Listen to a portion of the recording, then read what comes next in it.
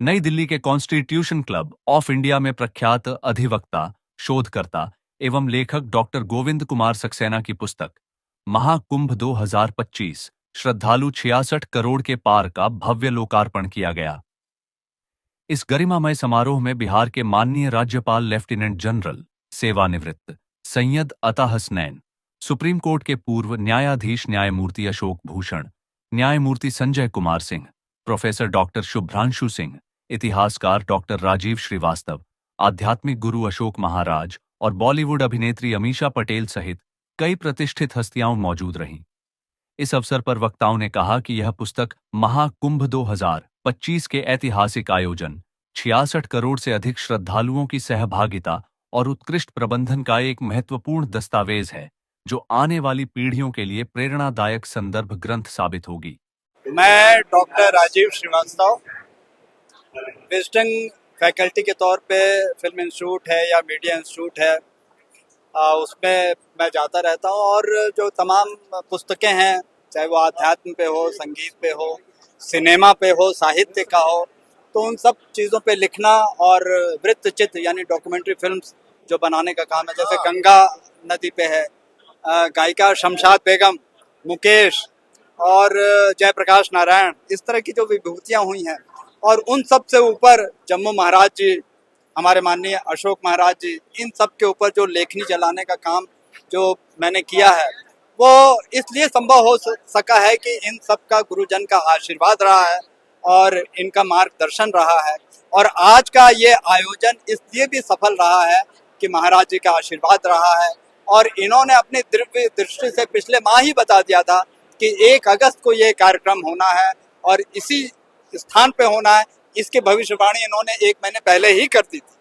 तो हम लोग इस बात के वो हैं, साक्षी हैं कि इस तरह की जो होनी अनहोनी होती हैं, उनको जो बताने वाले लोग होते हैं, जो महर्षि हैं, ऋषि हैं, उनका सानिध्य हमें प्राप्त है और इस सभा को भी इनका आशीर्वाद मिला है, मार्गदर्शन मिला है। और ये आगे नासिक कुंभ में जाकर, जो कि 31 अक्टूबर इसी वर्ष यानी 2026 से प्रारंभ हो रहा है, उसमें भी महाराज जी उपस्थित रहेंगे अपने आशीर्वाद के साथ और मार्गदर्शन के साथ। और हम सब ये कामना करते हैं कि मीडिया जगत को भी इनका आशीर्वाद प्राप्त हो।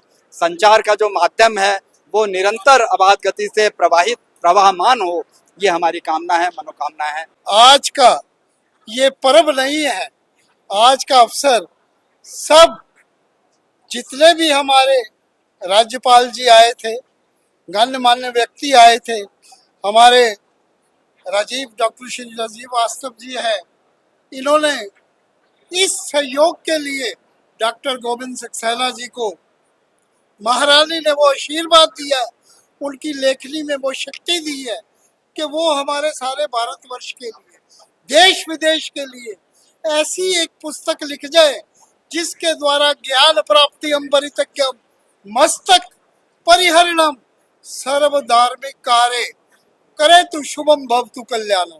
कहते हैं धार्मिक कार्य करना बड़ा मुश्किल है, पार्टियां करनिया बड़ी आसान, लेकिन धार्मिक कार्य करना बड़ा मुश्किल है। ये जो महाकुंभ का 144 साल बाद आया है, उस महाकुंभ को जागृत रखने के लिए इन्होंने नासिक में दोबारा महाकुंभ का आयोजन कर रहे हैं।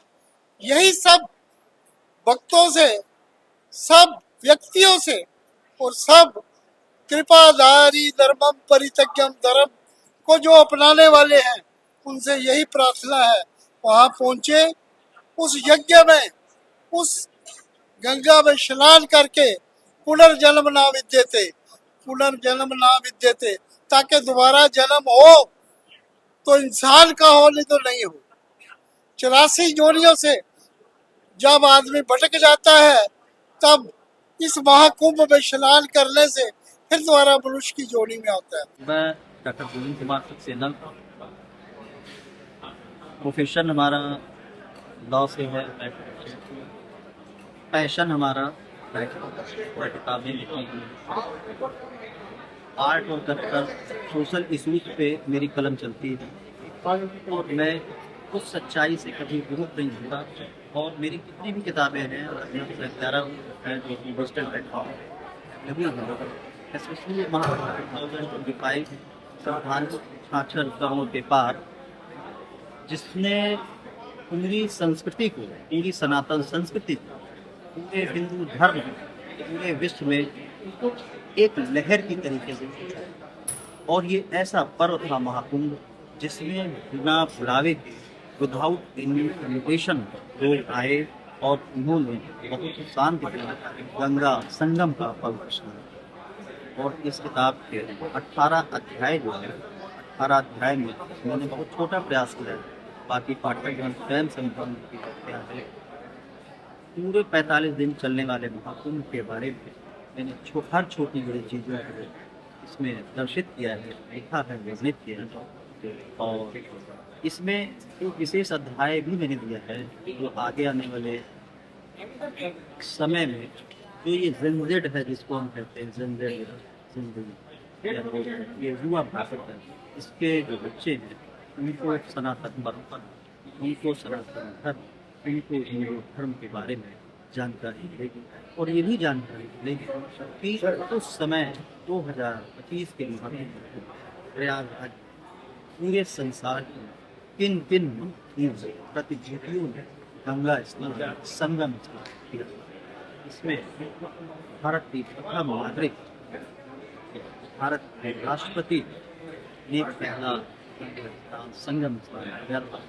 इसके अलावा माननीय प्रधानमंत्री नरेंद्र मोदी, माननीय गृह मंत्री अमित शाह जी, माननीय राजनाथ सिंह जी समेत विश्व के भारत के बहुत महत्वपूर्ण व्यक्तियों ने संगम स्नान किया था, जिनका मैंने क्रमशः इसमें वर्णन किया। जयपुर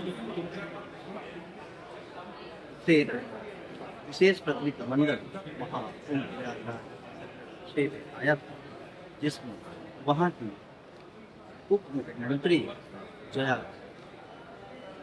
दिया कुमारी, जो कहते हैं प्रिंसेस दिया कुमारी, उन्होंने भी पवित्र संगम का किया। इस तरीके से मैं देखूँ तो फिल्म जगत हो, अध्यात्म हो, शिक्षा का क्षेत्र, कोई भी ऐसा क्षेत्र नहीं था जिस क्षेत्र के सामान्य महत्वपूर्ण प्रतिनिधि वहाँ के संगम स्नान के लिए। इस पुस्तक पे मैंने सिर्फ प्रयास किया, बाकी पाठक स्वयं इस बात को साबित करेंगे मेरी कलम कहाँ निष्पक्ष चली। इसमें सरकार द्वारा, केंद्र सरकार, राज्य सरकार जो तकनीक का इस्तेमाल किया गया, जिस तरीके से पूरे संगम क्षेत्र कवर किया, वो भी अनुसरणीय है।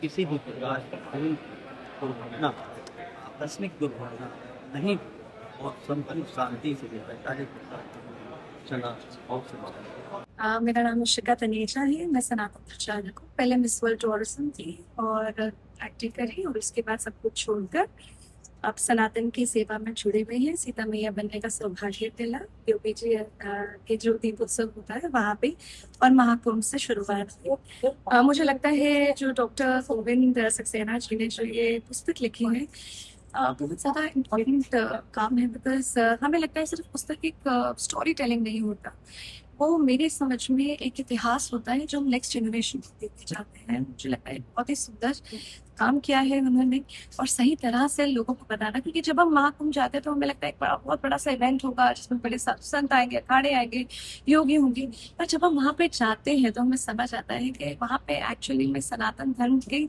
आत्मा है। हम जब वहाँ पे जाते हैं, हम सारे अघोरियों से उनकी तपस्या सीखते हैं, हम सीखते हैं कि ऐसे साधु संत जीवन जीते हैं, हम ये सीखते हैं, सारे गुरुजनों से संस्कृति और संस्कार सीखते हैं। वहाँ पे जितने भी सेवादार आते हैं उनसे ह्यूमैनिटी सीखते हैं, और मुझे लगता है इससे सुंदर एक्सपीरियंस हमारी आगे आने वाली जनरेशन के लिए हो नहीं सकता, और वो सिर्फ एक यात्रा नहीं है, वो अंतर यात्रा है। I'm Dr. Blanchi Taneja। Mahakumbh के बारे में इस बार का महाकुंभ जो था वो सचमुच में जिसे महा कहना चाहिए वो महाकुंभ था, और इतने सारे योगी, इतने सारी दुनिया, कभी जिंदगी में हम सोच नहीं सकते थे कि 66 करोड़ लोग एक टाइम पे भक्ति भाव में डूब जाएंगे, जो कि बहुत बहुत बहुत इम्पोर्टेंट बात है। इतनी दुनिया आके और इतने रश में एवरीबॉडी वाज सो हैप्पी।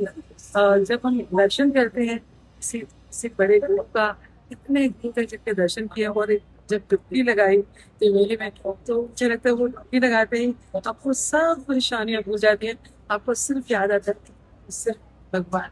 और ये हमारे योगी जी ने, मोदी जी ने हमें ऐसा मौका दिया जिसमें हम लोग सबके दर्शन कर पाए और इतने अच्छे से इस महाकुंभ को एंजॉय कर पाए। सिर्फ हम वेट कर रहे हैं कि दोबारा से महाकुंभ होने वाला है और फिर जाए और फिर से वैसा ही enjoy। मेरा नाम जसलीन बोरा है, मैंने संचालन किया।